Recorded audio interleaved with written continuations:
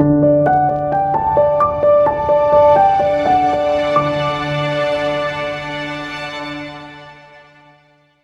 oftentimes say that trying to change other people or change the circumstances is like rearranging deck chairs on the Titanic. Hi, my name is Xavier and I'm a therapist and coach with Naya clinics. And today I want to talk to you about transforming personal relationships. So when I work with clients and I want to transform a relationship, many times the first question that comes up in my mind and the minds of my clients are, what do I need to do to this other person for them to treat me differently? What action do I need to take to get them to come to my side or be a certain way with me? And by focusing out there on other people's actions and behaviors, it really leaves us powerless. And so today I want to talk about the prerequisite for transforming any relationship in your life. And the prerequisite would be shining the spotlight on yourself and doing some internal work rather than trying to change other people's behaviors. Because I find that behavior and action is kind of like the leaves on this tree right here. They grow out. They ensue from something deeper, which is the roots. And today I want to focus on the roots of how to transform personal relationships. I oftentimes say that trying to change other people or change the circumstances is like rearranging deck chairs on the Titanic. The ship is going down and yeah, you can make the deck chairs look pretty, but it doesn't really change anything. It just looks good.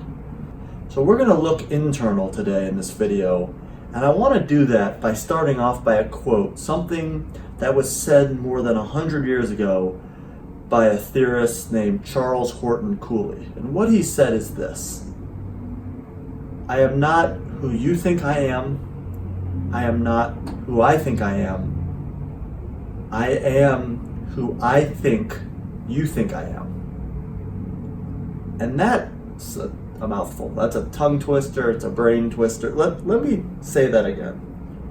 I am not who you think I am. I am not who I think I am. I am who I think you think I am.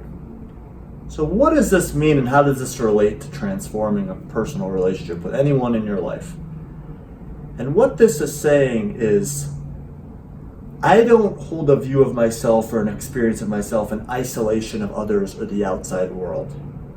Connection is a need, it's not a want. And so we're inherently interacting with this world around us.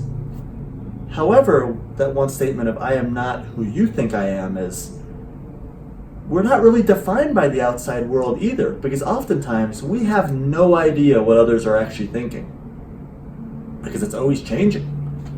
And their opinions of us, their perspective of us is really, if we focus on that, it leaves us feeling powerless because we can't always change that.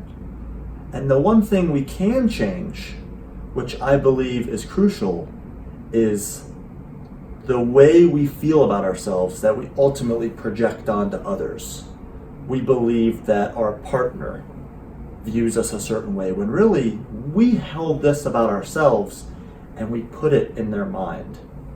And so that's where the third part of that quote of, I am who I think you think I am. We have these beliefs about ourselves and we put them in the minds of others and we live out the story. And that's where we can access our powers, by taking back responsibility and accountability for these beliefs. And I think it can be also said best by something that I think Maya Angelou might have said it. This is, you teach people how to treat you by how you treat yourself. And that's powerful to think about. Our own relationship with ourselves, our own internal self-talk, our beliefs about ourselves, our beliefs about our world, really determine how we interact with the world and how we show up in these relationships.